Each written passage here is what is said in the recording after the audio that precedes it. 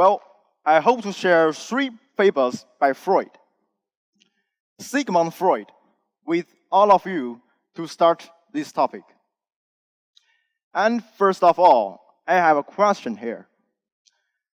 How many of you have ever read about this book, or the book Totem and Taboo, or any kind of research done by Freud? Not many? Well, doesn't matter. In his work, Totem and Taboo, the renowned psychoanalyst Sigmund Freud provided a significant research and discussion on so-called paternal order. And I will summarize them to you. The first fable is about, it is on the primal horde, where there is a pleasure-seeking father monopolizes all the women in the clan and protects his pleasure and his rule with a so-called paternal order. But his son's revolt then paved the way for the father's murder. Yes, the sons murdered the father, and then yield a pact to organize themselves and to handle the situation while ensure the equality. And the second chapter deals with the sublimation of the murdered father into the law as a figure of one God. The father is once again the strict protector and guardian of the paternal order that ensure the son's pleasure. But it is important to understand here that,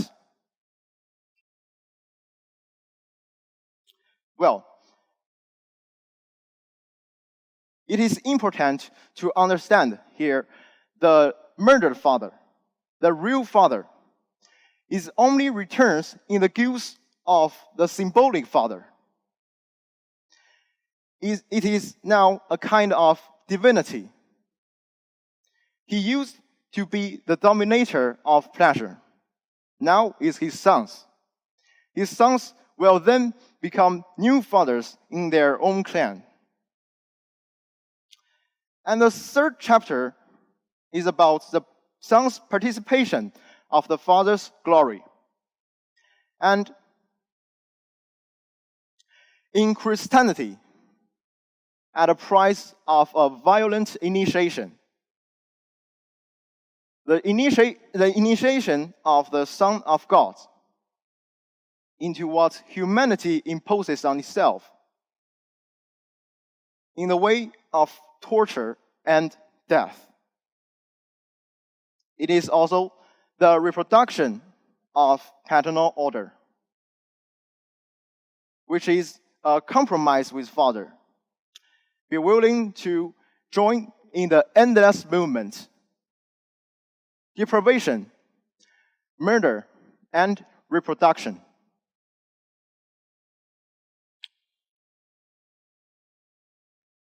So, in these 3 fables, the father and sons can be regarded by us as a form of identity recognition within a specific social power system.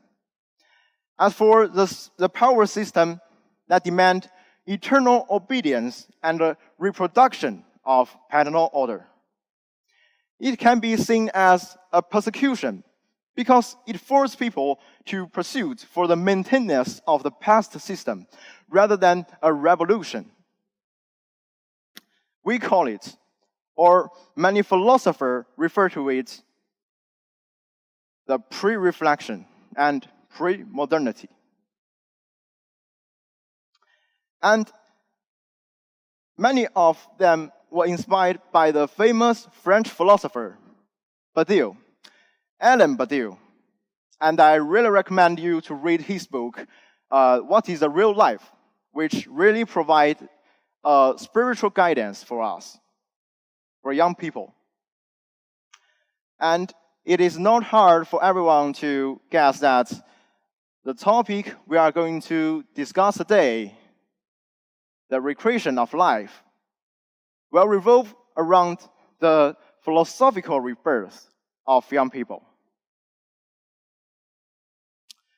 So, the so-called recreation of life, the life for us, for young people, in my opinion, it is a progress here. Or I will say the history of idea, which is the record of the changes in our mindset. And it means our philosophy are changed over time, which define our existence culture, the purpose of our existence, and also the most important, our personal way of life. So, what is one's existence posture? I can say this. Just as the origin of philosophy itself, one's existence posture can be determined by the crux of history and cosmos.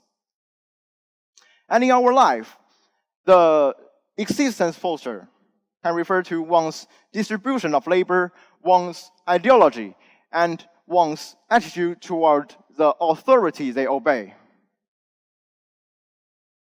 To talk about a free state of existence, to talk about a progressive, advanced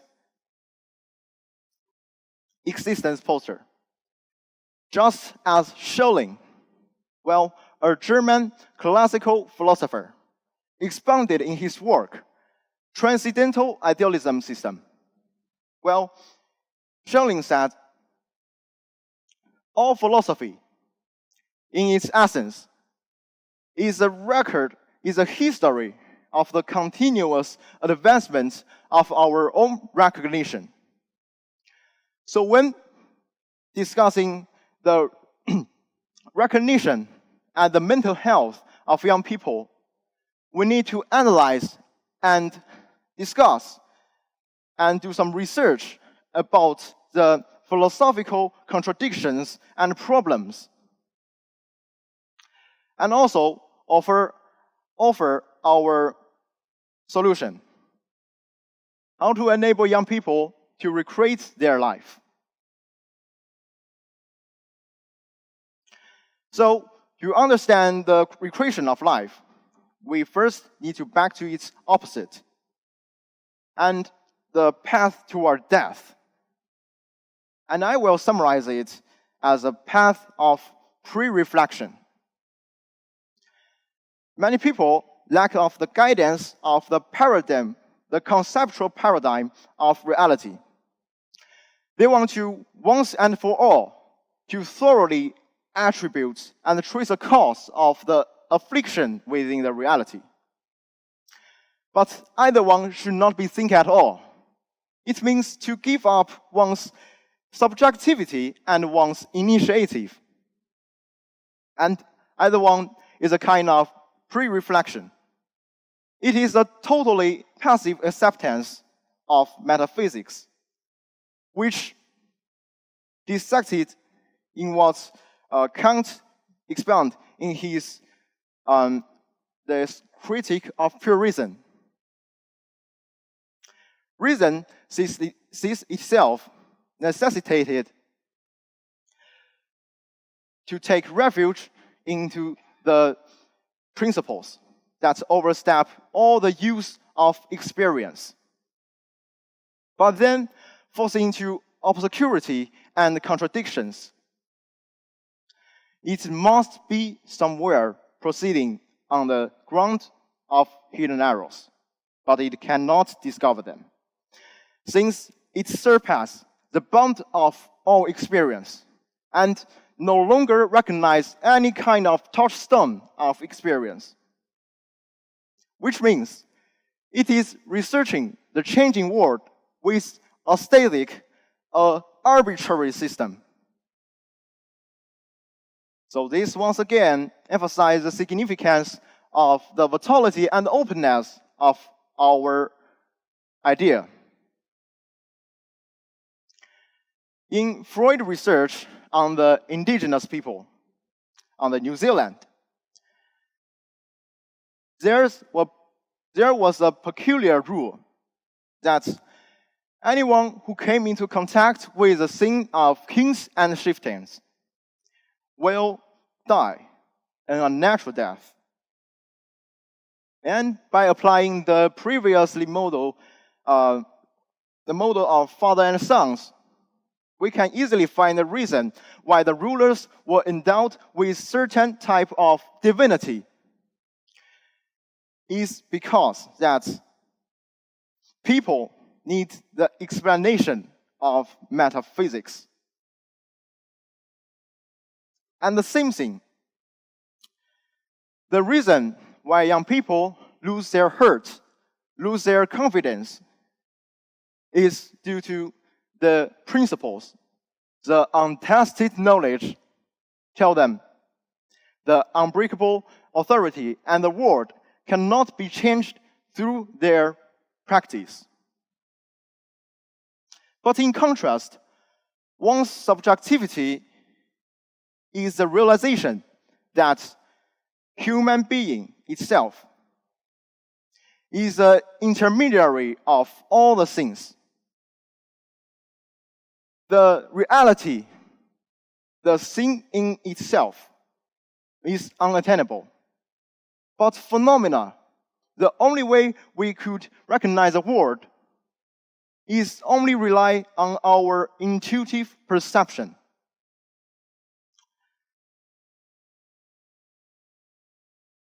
So, it is also the revolutionary path of metaphysics we just mentioned in Kant. For the reminder that can be given by the principles, but cannot be ever given by the experience. Kant believed that this kind of reminder should not exceed the scope of our understanding. So, I've talked about so much about the system. What is the relationship between the practice and our recognition? And what is the significance of our practice? There, specifically, I'm glad to put forward idealism content that is very interesting. Well, our life, our existence, our time, our self-awareness is produced. Our consciousness was generated. Matter is a kind of contradictory movement. So, your physical body will fade away, but the inherent contradictions that your consciousness, your self-awareness depend on, they will not fade away. They are still in motion. So, the absolute material world, the physical world and physical principles must achieve its unfolding through historical movement. And our life and our existence is the links in the unfolding and the history movement. God cannot save himself. The physical principles cannot solve its own problems. So, through the vigorous effect and the efforts of individuals, including the philosophical, the political, and the spiritual efforts and struggles, the matter world can surpass itself, and we can achieve ourselves. So, we hope to have a recognition system full of self-reflection. The history gave us, the history of human gave us the special fate and the reason to exist. So based on this theory, the reason Young people have the reason to freely create their own judgment system and to test the order in the past through their own practice. In other words, we should believe that the history has already endowed young people with the mission of solving historical problems. We should have this kind of confidence and this kind of a priori purpose. And that's all of my speech. But additionally, I really want to appreciate Albert, Kevin, Ethan, and Mia. Thank you all for giving me this valuable opportunity to give my speech. And thank you all for listening my speech.